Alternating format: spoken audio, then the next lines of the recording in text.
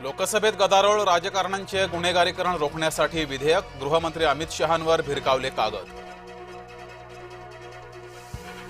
ठाकरेंची डोकेदुखी वाढणार, कामगार नेते शशांक राव यांची घोषणा. ठाकरेंनी लुटलं ते वसूल करणार. ठाण्यात ठाकरे गटाला गळती कायम, केडीएमसीच्या 3 नगरसेवकांनी उद्धव ठाकरे यांची साथ सोडली. पुण्याच्या एकतानगरचं परिसरात पाणी घुसलं. एकतानगरात बचाव कार्याचं आव्हान, ज्येष्ठ नागरिकांचे स्थलांतर करताना अडचणी. पवार गटाचा सिडको विरोधात मोर्चा, मंत्री शिरसाट यांच्या राजीनाम्याची मागणी. बिवलकर जमीन वाटप वाद सिडकोच्या दरबारात. कालचे राऊत आज बदलले, ठाकरे हरल्यावर राऊतांचे कानावर हात. बेस्टच्या निवडणुकीतल्या पराभवानं सैनिक खचले.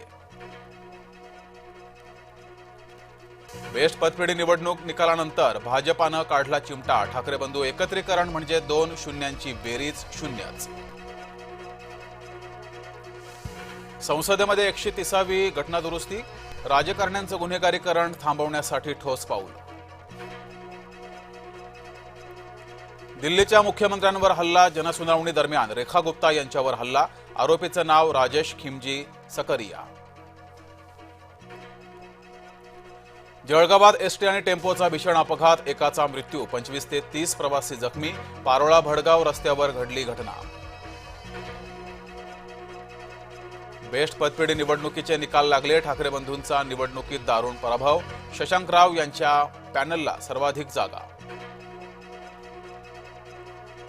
पतपेढी निवडणुकीचं ठाकरे बंधूंकडून राजकारण, मुख्यमंत्री देवेंद्र फडणवीसांचा ठाकरे बंधूंवर निशाणा.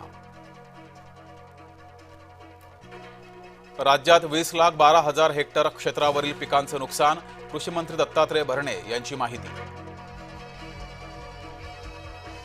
पावसानं उसंत घेतल्यानं लोकल सेवा पूर्वपदावर, मुंबईची जीवनवाहिनी धावू लागली. पुणे जिल्ह्यासाठी रेड अलर्ट जारी, नागरिकांना सतर्क राहण्याचं आवाहन. पैनगंगा नदीला पूर, शेतकऱ्यांचा जीव धोक्यात घालून प्रवास. तराफ्याच्या मदतीनं पुरातून शेतकऱ्यांचा प्रवास. मराठवाड्यामध्ये 13 पर्जन्य बळी, सोमवारी मराठवाड्यातील 57 मंडळात जोरदार पाऊस. नांदेडमध्ये इसापूर धरण परिसरात तरुणांची हुल्लडबाजी, हुल्लडबाज तरुणांना पोलिसांकडून काठ्यांचा प्रसाद.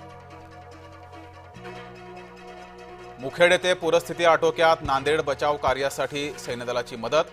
बचावाच्या धडक कार्यामुळे कमी मनुष्यहानी. पुण्यातल्या मुठा नदीकाठच्या गावांना सतर्कतेचा इशारा, खडकवासला आणि पानशेतमधून विसर्ग वाढला.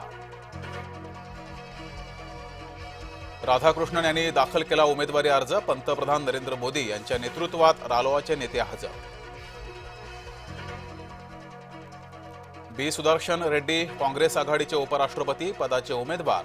बी सुदर्शन रेड्डी हे सर्वोच्च न्यायालयाचे माजी न्यायमूर्ती.